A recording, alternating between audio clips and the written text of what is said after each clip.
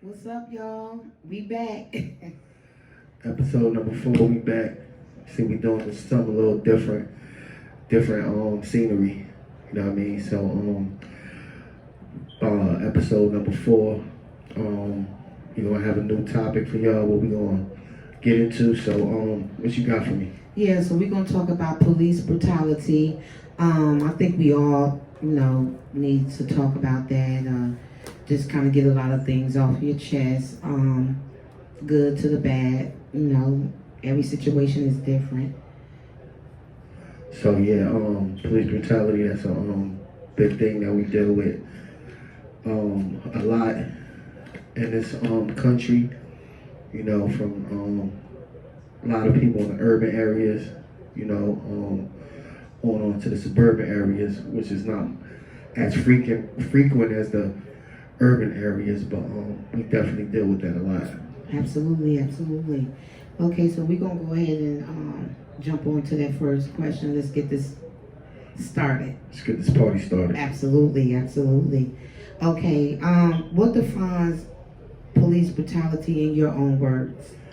Police brutality, in my own words, is the police supposed to have a job to police the communities and try to stop all the illegal activity that goes on, but we find them doing a little bit more than that, abusing people, for being a little aggressive, and sometimes, you never know what a person is dealing with in their life, so I really think sometimes they go above and beyond and, abuse their authority sometimes, so in my own words, I just feel like, the police do go overboard a lot, especially in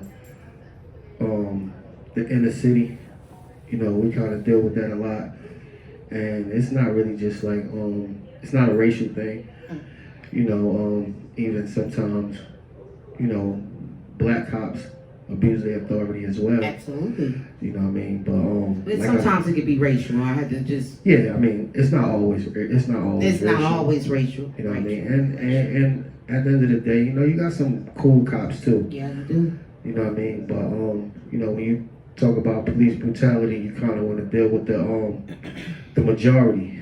So, the majority of the cops do kind of go overboard. In my own words. Okay. As far as what I think about that situation is, I just feel like police is out there to protect, not kill. We're gonna go to the next question. With our youth growing up quickly, do you teach them to obey the police or be rebellious? I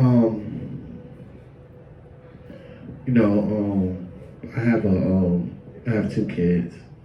My daughter, she's 22. I have a son that's 16.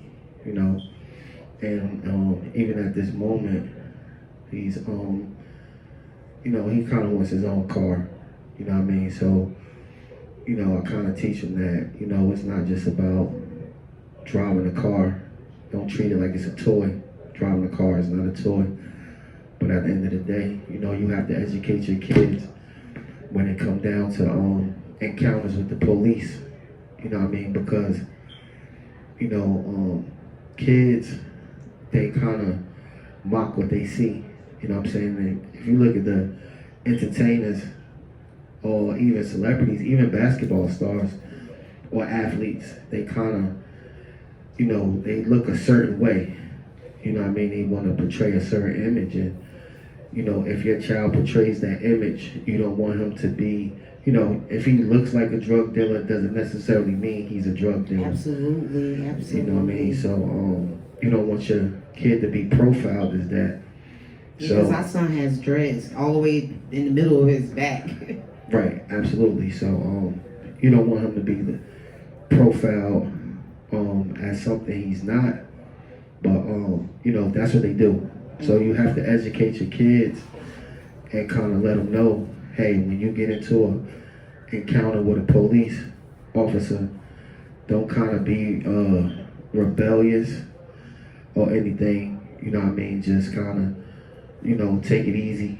You know what I'm saying? Don't argue, don't curse, don't fight, you know what I'm saying? Because we done seen too many young black men get shot or killed by police sometimes too. So kind of got to educate your kids on how to carry themselves when it's, you know, when it's encounters with the police.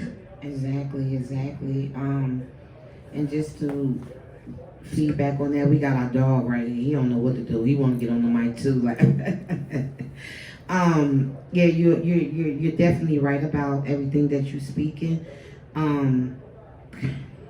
It's a sad situation, you know, when it comes to black young men, and I would say men in general, but really young black men.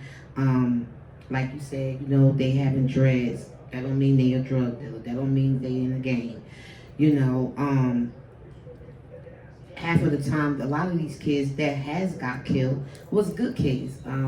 If y'all, you know, everybody know about the stories or whatever the case may be. You know, a lot of these kids were smart kids going to college for football or whatever, and they was end up killed because they was at the wrong time. At the wrong place at the wrong time. Absolutely. Yeah. So that's a fact. And you know, it's just something that you gotta kind of, you know, be aware of and kind of like think that, you know, it can't happen to you. You know what I'm saying? I think they should teach the cops that too in the academy, that, you know, just because you see someone with dreads or something like that don't mean that you should profile them in a different way that you would profile somebody else, right? Absolutely. Okay. Absolutely. My dog giving them hell. Okay, so we're gonna go on to the next question. What do you think should be the protocol when pulled over by police? I really think, I mean, you know, a lot of people nowadays, you know what I mean, they don't want to, they don't know the laws. And sometimes if the police know that you really don't know the laws, they will try to, you know, try to attack you to the point where they feel like what you don't know and what you do know. So, you know, like, for instance, if you get pulled over for broken tail light or something, the protocol is supposed to be you show them license, registration, insurance, and if they give you a ticket and you kind of pull off, that's supposed to be the end of that. It's not supposed to be step out your vehicle. It's not supposed to be let me search your car. You know what I mean? They only because you're smoking a cigarette, right? Right, because they only supposed to search your car if they got probable cause. You know what I mean? So they have to have a legitimate reason in order for them to search your car, and a lot of people don't know that. So sometimes they get pulled over by the police, and the police say, "Hey, step out your vehicle." You necessarily don't have to, because you done provided them with your name, all your information. So if they want to run your name and they see you don't have no warrants, then what am I stepping out the car for? Absolutely. You know what I mean? So a lot of people don't know that, and people need to educate themselves on, you know, the law. And sometimes when they know you know your rights, then sometimes they won't bother you. But if they feel like that you don't know, they will do things that they not supposed to do, or do things in a certain form or fashion, because they feel like you're not educated enough. Right. And that's a fact right there. Absolutely. I'm thankful for you. Absolutely. It's almost like if the police come knock on your door, you know what I mean? And you don't have to let the police in your house. Some people would be like, if they say, well, I want to come in your house, you can't come in my house unless you got a warrant to search my house. You know what I mean? So if I tell you no, if you go get a warrant and you feel like there's some illegal activity going on, unless y'all got some surveillance or something like that, I don't have to let you in my house, period. But a lot of people, you know, it's almost to the point where they frightened of the police. The police come knocking on your door and they say, hey, is such and such here? And you say, no, that person doesn't live here. And they say, well, let me search your house. Do you have a warrant? If you don't have a warrant, you can't come in here. Right. You know what I mean? Right. So they gotta have some type of probable cause to invade your privacy. Right. Right. That's true. That's true. Excuse me. Do you think police should be treated as civilians when crimes are committed? Absolutely, I think they should be. I think they should go through the same protocols that any other person would go. You know, for instance, if they shoot somebody or if they murder somebody, you know, they should be handcuffed, sent to jail, arraigned, bond. You know, I mean, even because, you know, when a person goes through that, they always say that you're innocent until proven guilty, but you still have to go through the protocols of getting arrested and all that, even if you feel like you're innocent. So I think they should go through the same thing, not a leave of absence or getting fired or something like that, you know what I mean? So I definitely think that they should be treated just like any other person, because at the end of the day, when they take that badge off, they're a regular person just like me and you. That's true. That's So true. I don't think they should have any you know, any rights greater than the regular person just because they got a badge and a gun. Right. Right. Right. Right. You know, I have to ask you this question, and I always ask you this. Do you think police should work overtime? Do you think that has something to do with them being feared because they so tired when it comes to a situation, especially if they're in the wrong area and it's maybe a violent act or the domestic violence or whatever the case may be?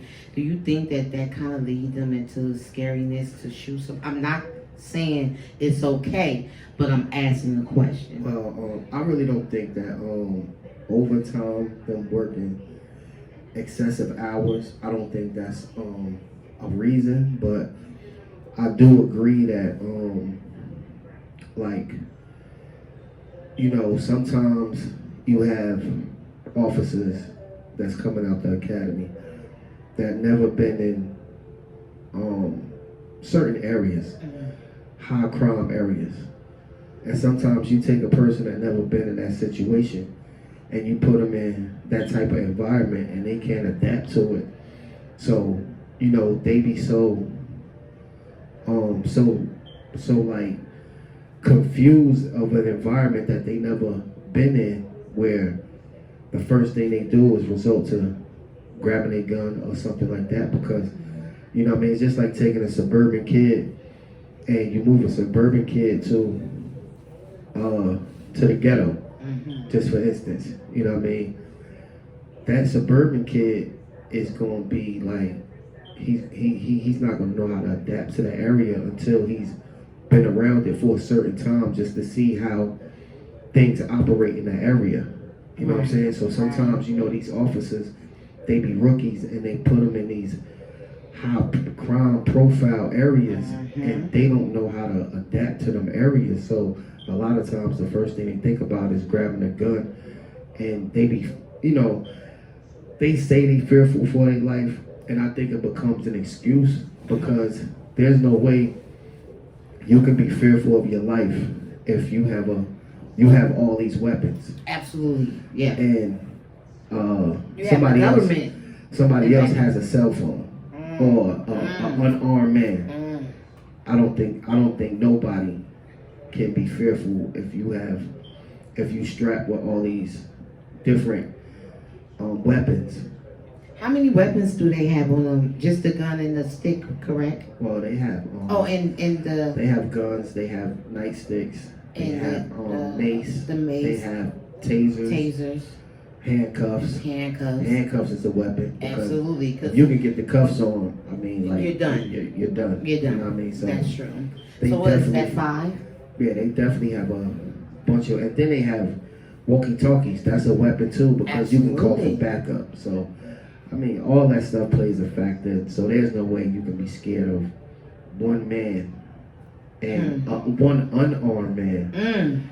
And you have all these different weapons. So it became an excuse, but I kind of understand the fact that you know, you kind of put rookies in certain areas that they never been in certain situations, and they just can't adapt to the areas, and they kind of do be scared or just shook on the environment that they in. Right. So, excuse me, guys, I love my candy. So you remember that? I think that was the Amber case right here in Dallas, correct? Absolutely. And she said that she had worked overnight or whatever the case, and she was a little tired, and she ended up walking into the wrong person's house. That's what she claimed. And then she killed him, correct? That's what she claimed. Right. Can you give me a little feedback from what you think about that situation? I think it was bigger than her just walking into the wrong apartment. You know what I mean? Because first things first, you know, let's just be realistic. Even if you're walking into your own house, first thing you're going to do, you're not going to turn a knob, you're going to grab your keys. Mm-hmm. So once you put the key into the keyhole and you figure out that that key doesn't fit, you already know, hey, you're going to start fondling, you know what I mean? So I think she had access, something bigger than what we know. Mm-hmm. She had access to that apartment, and there was a situation, you know, maybe a hidden agenda of why the situation happened, but I don't think it was a walk into somebody else's apartment, right, and figure that that person is in your apartment, even if you did walk. Right. Did he have a gun? I don't think he had a gun. Exactly. But the thing is, even when you walk into the wrong apartment, you still, just by looking at the stuff in your apartment, you know that's not your apartment. That's true. You feel what I'm saying? So sometimes, and it's like, sometimes you can be blindfolded and you can walk in your house, and sometimes you know how your house smells. Mm-hmm. You can smell when you're in somebody else's house because it don't smell like your own. So, I mean, like, that's just an excuse she came up with. Right. Okay, so we're gonna go to excuse me, guys, I had to swallow that. We're gonna go ahead and go to the next question. Do you think police should be policed by other officers? I mean, I think, you know, it's probably something that will never happen. But I think, especially for like traffic violations and stuff like that, kind of do see police. That goes back to you know, abusing the authority. You know what I mean? So they kind of do drive reckless. Like I have a cousin that got into an accident where the police hit him because they was running a stop sign or something like that. So, you know, they do. It should be a way where if the police, if it's a cop, just say for instance, if you see the cop scanning or something like that, and the cop is driving over the speed limit, why he can't get a ticket? Absolutely. You feel what I'm saying? Because if we do it, we get tickets, so why they can't get tickets too? And don't sometimes they be in their regular cars and do the same thing? Absolutely. Yeah, they do. See, and never get a ticket. What happens is if a cop gets pulled over and once he shows his badge, it's like, oh, go ahead, you good. You feel what I'm saying? So I think that they should, you know, I don't care if you're a cop or not, you still should be able to get a badge. I mean, a ticket, excuse me. Should be able to still get a ticket. Mm-hmm. Not just because you show a badge or something like that, you should be able to get off. You know what I mean? So definitely. But they do have like internal affairs for, you know, bigger things, because you do have a lot of corrupt cops out here doing illegal activity, you know what I'm saying, in the street. So they do have internal affairs that investigate cops when they feel like they in the wrong, or they, you know, they doing something bigger than, you know, just probably dealing drugs in the streets, taking drugs and selling it back or something like that. They do got bad for corrupt cops, but I think they should have police for like the minor stuff as far as like traffic and all that. Yeah, I think they definitely should have that. Right. Okay. Yeah, I feel that. I feel that. Let's go ahead and go to the next question. Should officers be taught better tactics in the academy? Um, I really think that they are taught how to deal with certain situations, but you know, it's all on the officer. You know what I mean? A lot of them, you know, like I had a conversation with my brother, and I was telling him like, you know, when we was growing up, I said, you know, I would hate to grow up in this era because, you know, when we was young, we always ran from police. We would run from police in a minute. You know what I mean? But and I would curse the police ass out. But it's like nowadays, you know, people are scared to run from the police because you don't know if you're going to get shot in the back. Mm-hmm. You know, at least when we was growing up, the cops would chase you. If you get away, you get away. If you don't, you know, you might get your ass whooped or something like that. But we wasn't really too much worried about getting shot. But it's like now, you know, nowadays, if you try to run, it's like, you know, you got to think about getting shot in your back. Not saying that people didn't get shot by police back then, but it wasn't as frequent as it is now. Right. Because I just feel like, you know, so many cops is getting away with it where all they got to do is say, hey, I was threatened for my life. Even if the dude is running away, they can say, I was threatened for my life, and they can get away with it. Mm-hmm. You know what I mean? So I just want to kind of feedback on everything we've been talking about.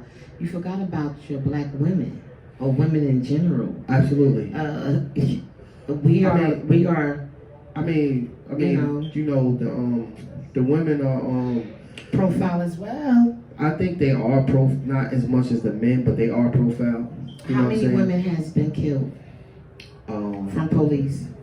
I can't give in the last 4 years. Let's say the last 4 years. I can't give you an estimate on that. You know what I'm saying? I don't want to give you the wrong estimate. Yeah, I don't want to give the wrong number. But we know a couple, correct? Yeah, we know women have had encounters.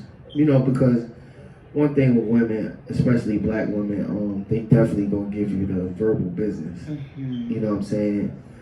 And you know, they don't care what color you are. They gonna give you the business if they feel like they are right. You know what I'm saying? And sometimes they, you know, the officers can't take that. Mm-mm. You know what I mean? So men can't take that. Absolutely. So or women. I mean, yeah, definitely. You know, it really doesn't matter, especially when it comes to the black culture. Yeah. Men or women. You know what I'm saying? I mean, even sometimes women are profile too. Mm-hmm. You know what I'm saying? Depending on, again, how they present themselves. Yeah, that's true. You know what I'm saying? So, you know, if they feel like you are, you know, I don't want to say it, but if you like a female that grew up in the ghetto, you know what I'm saying? It's almost like, you know, they feel like your whole surrounding is ghetto. Mm-hmm. You know what I'm saying? Or if they know your family that sell drugs absolutely. Or they kill somebody and you ride down the street, now they want to pull you over for absolutely. what? Absolutely. I don't gotta be or do what they do. Absolutely. I'm my own, you know. So that's a fact. So, respect me, you know. Yeah. So it's almost like, you know, it's called profiling. Yeah, correct? Absolutely. That is definitely called profiling. So you're right. You're absolutely right. Mm-hmm. Well, we on our last question. I went by fast. Really did. Wow. You think we going too fast for the I'm surprised you ain't hit me with nothing spontaneous. Oh, I didn't? Oh, well, you want some of this. I'm just waiting on the last question, guys. Okay. And then we're gonna go into a little bit more of what I really want to see, and I want him to give me the feedback on it. Do you think police abuse their authority? Absolutely. We just got into the you know, just the minor stuff, the driving and stuff like that. But I think they abuse their authority all around. You know, just you know. And when you say police, we talking about sheriff police too, as well, right? We talking about all police. All police. Okay. I just wanted to. Yeah. Yeah, they okay. definitely abuse their authority so many different ways. Just all around the board. All around the board, all around the board. So I got a couple of questions that I want to ask. Like, you know, so I'm gonna go on when it go into just us as women, as queens. Okay. You know, I had a friend, that cousin died in Maryland. Her name was Corbin Gaines. Corbin Gaines, yes. I grew up with her cousin from when we was like this little all the way up. And that situation had got to me where I felt like the police entered the home and shouldn't enter the home that way. And you were just speaking on that earlier when you said if the police knock on the door and they don't have a warrant, you don't supposed to come in. Absolutely. They didn't have a warrant, correct? They did not have a warrant. Okay. They was looking for her Boyfriend or somebody else, right? yeah. Okay. But then they kicked down the door because because that situation got to me as well because they killed a female. Black Right. men, white men killed a female, a mom, a queen. Absolutely. So it's just like when we going into this topic, and the reason why I'm speaking on it and I want them to come back with it is because they don't care no more. Right. They don't care. You know, a um, lot of black men and white men or men in general always talk about them being killed, but I'm not saying that it should be a whole lot of women killed, but the women that was killed is really sad. Right. I think a lot of them situations like that, you know, she was a very intelligent and Powerful. she stood her ground. She was very educated, so she kind of knew the laws and stuff like that, and she wasn't gonna back down. So a lot of times, you know, the higher powers, they are fearful of people like that. They're intimidated by educated people. You know what I'm saying? So sometimes when you know how to stand your ground and you're very educated and you know they don't see no weak links in you, they feel like they gotta get you out the way. You know what I mean? So I think that was a messed up situation. Yeah. But a lot of times that's what happened. Right. So when you get pulled over by police and you're smoking your cigarette, do you have to put it out just because they tell you to roll down your window and give you your insurance, your license, and your registration? Do you have to dutch your cigarette out because he told you to roll down? I mean, I'm just asking a question because I'm gonna go into the Houston thing. So because that's what started that of her getting killed, right? Right, absolutely. So, nah, you don't have to do that. I mean, that's your car. You can do what you want to do in your car. You know what I'm saying? That's your property. You know what I mean? You don't, if cigarettes is not illegal. Mm-hmm. So, if you're smoking a blunt, I can see you smoking a blunt, or you drinking while you driving or something like that. Yeah, that's a different situation. Right. But if you're not intoxicated or driving under the influence, no, they can't tell you what to do in your own car. You know what I'm saying? But we do have some cops out here who will tell you, ma'am or sir, can you pull out your cigarette? Why? I mean, it's my car. Yeah, you shouldn't have to. If he has a problem, if he has a problem with it, you step away. you step away. Exactly. Absolutely. But they can't tell you what to. That's like them coming into your house and telling you can't smoke in your house. I mean, you can do what you want to do in your house as long as you ain't breaking no laws. You can't tell me what to do. Mm-hmm. But they feel like sometimes, and that's what I'm saying. Like some people don't know the law. So if they feel like you don't know the law or what you can and you can't do, they definitely will take advantage of you. Right. And they make you do things that you normally don't have to do. So you really, a lot of people just gotta educate themselves. That's all it is. Right. So can you give our fans out there that who we speak to when we do our lives, or even when we started the Violence America Reloaded, can you give them some steps on how they can learn or study to know their rights? Like, how do you go? Do you go to the library and read a Yeah, book, they have a or do you go online? They have law libraries. You know what I'm saying? Where you can, I mean, it's to be honest, it's a lot of laws.